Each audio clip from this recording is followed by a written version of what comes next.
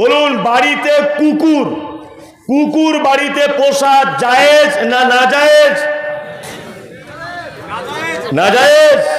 নবীজি বলেছেন, কেউ যদি বাড়িতে কুকুর যদি রাখে, প্রত্যেক দিন সকালবেলা তার আমলনামা থেকে 1 কেরাত অর্থাৎ দুই কেরাত অর্থাৎ 2টো অহুদ পাহাড়ের সমান নেকি মাইনাস করে দেওয়া হবে।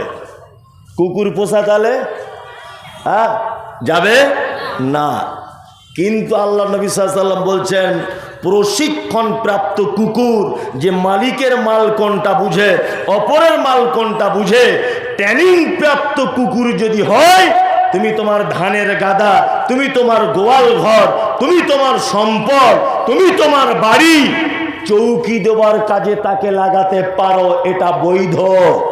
তার মানে মুহাম্মদ সাল্লাল্লাহু আলাইহি ওয়াসাল্লাম শিক্ষিত কুকুরকে পর্যন্ত সম্মান দিয়েছেন।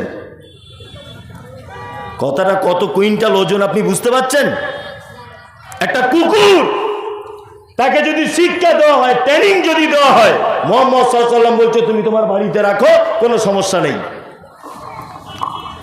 শিক্ষিত কুকুরকে পর্যন্ত দামি বলতে চেয়েছেন কে? মুহাম্মদ সাল্লাল্লাহু আলাইহি ওয়াসাল্লাম। এবার আপনাকে আমি একটা কথা বলে আস্তে আস্তে আস্তে আস্তে আমার বক্তব্য নিম্ন গতিতে চলে আসবে। সেটা হচ্ছে এই, এখন আপনি আপনার বেটাকে শিক্ষাটা দেবেন কি শিক্ষা দেবেন? মাদ্রাসায় শুধু পড়াবেন তাই না? আপনার ছেলেকে শুধু আপনি প্রফেসর করবেন? জি না। আমি কয়েকটা শিক্ষার কথা বলে দিচ্ছি, আজকের আপনি আপনার বেটাকে বাড়িতে গিয়ে শিক্ষা দেবেন ইনশাল্লাহ। ইনশাল্লাহ কে কে বলে দেবেন? দায়িত্ব নিয়ে বলুন তো, সবাই দায়িত্ব নিয়ে বলুন, বলে দেবেন আপনার বেটাকে বাড়ি গিয়ে বলে দেবেন। শিক্ষিত মানুষদের মর্যাদা দিতে দিতে আল্লাহ সুবহানাহু ওয়া তাআলা পবিত্র আল কোরআনে একটা আশ্চর্য ঘটনা বর্ণনা করেছেন। আশ্চর্য ঘটনা। যারা জেনারেল শিক্ষিত ছেলে, প্রথমেই বলেছি আমি বড় আলেম নয়, তবে চতুর্দিকের জ্ঞান একটু একটু করে রাখি, একটু একটু করে চারিদিকের জ্ঞান। জেনারেল যারা শিক্ষিত তারা জানে যে আফ্রিকা বলে একটা দেশ আছে, তাই না? আফ্রিকা, এই আফ্রিকাকে বলা হয় দুর্ভিক্ষের মহাদেশ। আর এই আফ্রিকার একটি শহরের নাম হচ্ছে হাবাসা। কি নাম? হাবাসা। এই হাবাসা নামক শহর, যার বর্তমান নাম হচ্ছে ইথিওপিয়া, এই সেই হাবাসা যেখানে হযরতে বেলালের জন্ম, বাদশাহ নাজ্জাশীর ইতিহাস, গায়েবানা জানাজা পড়ার এই ইতিহাস এখানে লুকিয়ে আছে। এই হাবাসা নামক জায়গাতে একটা লোকের জন্ম, তার নাম লোকমান। কি নাম? লোকমান। তাকে মানুষ বলে লোকমান হাকিম, তাই না? হাকিম মানে প্রজ্ঞাময়, জ্ঞানী। হাবাসা অর্থাৎ ইথিওপিয়ার লোক যারা বা দক্ষিণ আফ্রিকার লোক যারা, এদের ঠোঁটগুলো খুব মোটা, চুলগুলো পাখির বাসার মতো কালো, কুচকুচ কুচকুচ কুচকুচ করে, দেখতে একেবারে কুশ্রী, দেখতে একেবারেই খারাপ।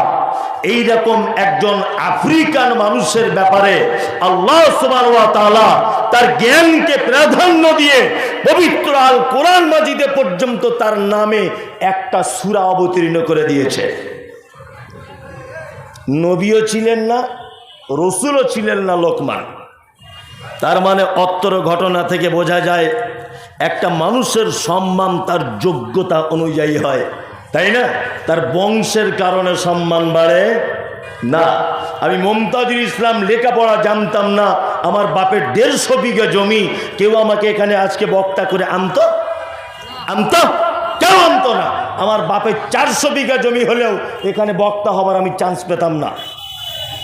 আমার ভিতরে 1-2 পাতা হলেও কিছু বিদ্যা বুদ্ধি আছে বলে এই বিদ্যাটাকে মানুষ সম্মান দিয়ে আজকে আমাকে এই স্টেজের এই জায়গাটা দখল করিয়ে দিয়েছে।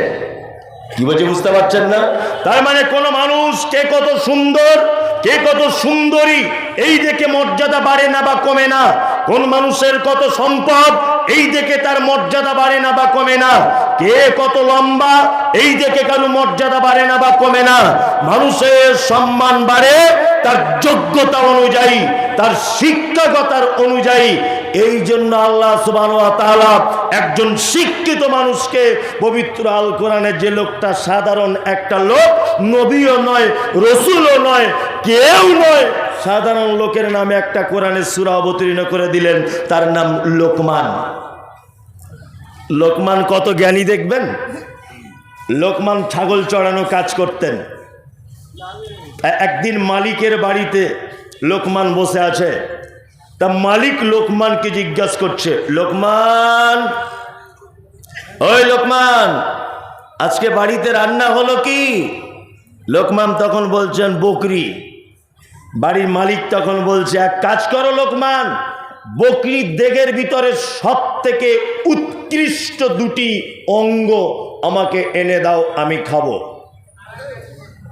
লোকমান তখন জিভ আনলেন আর হৃৎপিণ্ডটা আনলেন পাত্রে করে। মালিক খেলেন, কষা কষা রান্না।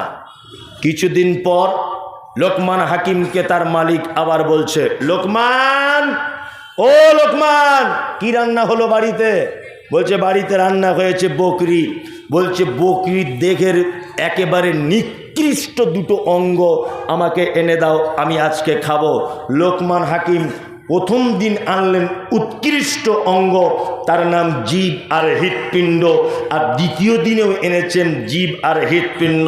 মালিক তখন রেগে গিয়ে বলছে, এই লোকমান, এই প্রথম দিন তুমি বললে নিকৃষ্ট এই দুটো, আবার আজকে বললে উৎকৃষ্ট এই দুটো। তখন লোকমান বলছেন, জাহাবান, আপনি শুনুন, কোনো মানুষের এই দুটো জিনিস যদি ভালো থাকে তাহলে সে আল্লাহর কাছেও ভালো, সে পৃথিবীতেও ভালো। এই দুটো জিনিস যদি কারোর খারাপ হয়ে যায় তাহলে সে দুনিয়াতেও অপমান, আখেরাতেও অপমান। সারা পৃথিবীর ইতিহাস খুলে দেখুন, যারা জেনারেল লাইনের ছাত্র আছে, যত বিপ্লব হয়েছে, যত বিদ্রোহ হয়েছে, যত সাম্প্রদায়িকতা হয়েছে, যত মারামারি হয়েছে, যত যুদ্ধ হয়েছে, সমস্ত পিছর কারণে হচ্ছে, সমস্ত কিছুর মূলে হচ্ছে জবান। জবান হচ্ছে সব কিছুর মূলে। গতকাল জবান কত খারাপ জিনিস। গতকাল হাওড়া জেলাতে একটা প্রোগ্রাম করছিলাম, সোশ্যাল মিডিয়াতে দেখেছেন। হাওড়া জেলাতে বাগনান থানা, আমার গাড়ি ড্রাইভার আমার সাথে আছে, আরো একজন ছিল, সেও আছে। প্রোগ্রাম করে স্টেজ ছেড়ে বার হয়েছি তখন 2টা বাজে। বার হয়েছি 2টা বাজে। গাড়িটা ছেড়েছি, 500 মিটার পৌঁছেছি। 4-5 জন যুবক ছেলে দেখছি হাতে বাঁশ নিয়ে দাঁড়িয়ে আছে, মানে আমাকে অ্যাটাক করবে। গাড়ির কাঁচ আমার খোলা ছিল, কাঁচ দিয়ে শুনতে পেলাম 2-3টে ছেলে গাড়িটা দাঁড় করাতে চাইলো। আমার ড্রাইভারকে বললাম, 1 সেকেন্ডের জন্য গাড়ি দাঁড় করাবে না, গাড়ি আগে দেখাও। আগে ভাগিয়ে দিল, প্রচন্ড গালাগালি করলো। জলসার আমার তখন স্মরণ হয়েছে, জলসা তো ভেঙেছে, হাজার হাজার শ্রোতা হয়েছে। ওই এলাকায় নতুন গেছি, সবাই পিছনে পিছনে আসছিল শ্রোতারা। আমি গাড়িটা দাঁড় করালাম, তাদের কাছে গিয়ে বললাম, এই ভাই, তুমি আমাকে গালাগালি করলে কেন? কেন গালাগালি করলে বলো? কিছু আর কথার উত্তর দিতে পারে না, কোনো কথার উত্তর নেই। একজন দেখলাম পালিয়ে চলে গেল, আর একজনকে গিয়ে ধরলাম জামার কলাটে, দাঁড়া, তোর কোন বাপ আছে আমাকে বাঁশ দিয়ে মারতে এলি আর আমাকে গাল দিলি? এটা তোকে আজকে দেখিয়ে ছাড়বো। ধরে রেখে দিলাম। অজস্র মানুষ মারধর করলো ছেলেটাকে, যা ইচ্ছা তাই। 5 মিনিটের ভিতরে দেখছি আমার গাড়ি লক্ষ্য করে বড় বড় বোম মারছে, মানে পরিকল্পিতভাবে বোম মারছে। আশ্চর্য ব্যাপার। এ আবার কেমন? সঙ্গে সঙ্গে থানাতে ফোন করলাম, ওখানকার সাব ইন্সপেক্টর এসেছেন। উনি এসে আবার আমাকে ওখান থেকে গাড়ি করে 4-5টা পুলিশ গাড়ি নিয়ে উদ্ধার করে আবার আমাকে হাওড়া পর্যন্ত পৌঁছে দেওয়া হলো। এই তো অবস্থা। সারা পৃথিবীতে যত মারামারি দাঙ্গা হাঙ্গামা হয়েছে, সব হয়েছে জবানের মাধ্যমে। ওই ছেলেটা যদি আমাকে গালাগালি না দিত, আমি দাঁড়াতাম না, ঝামেলাও হতো না। 4 জনকে অলরেডি অ্যারেস্ট করা হয়ে গেছে, আবার হয়তো আমাকে কালকে যেতে হতে পারে। যাই হোক, আমি ওই কথা বলতে চাইনি, আমি আপনাকে বোঝাতে চাইছি এটা, যে জবান হচ্ছে পৃথিবীর সব থেকে খারাপ জিনিস, দূরে থাকবেন এর থেকে। লোকমান হাকিম তার বেটাকে কয়েকটা উপদেশ দিচ্ছেন, এবার আমি আপনাদের সেই উপদেশগুলো দেব একটা একটা করে। শিক্ষা দিচ্ছেন তার বেটাদেরকে। লোকমান হাকিম তার বেটাদেরকে বলছে, কি বলছেন? وإذ قال لقمان لابنه وهو يعظه يا بني لا تشرك بالله إن الشرك لظلم عظيم। প্রথম শিক্ষা আপনার বেটাকে এটা দেবেন। লোকমান হাকিম তার বেটাকে বলছে, বেটা কখনোই যেন আল্লাহর সঙ্গে কোনোদিন শিরক করে দিও না। পৃথিবীতে যত পাপ আছে সব থেকে বড় পাপ, তার নাম শিরক। আর শিরক হচ্ছে সব থেকে বড় জুলুম, বড় অত্যাচার। আপনার বেটা বেটিকেও বলে দেবেন ইনশাল্লাহ শিরক করবো না, হ্যাঁ শিরক করবেন না।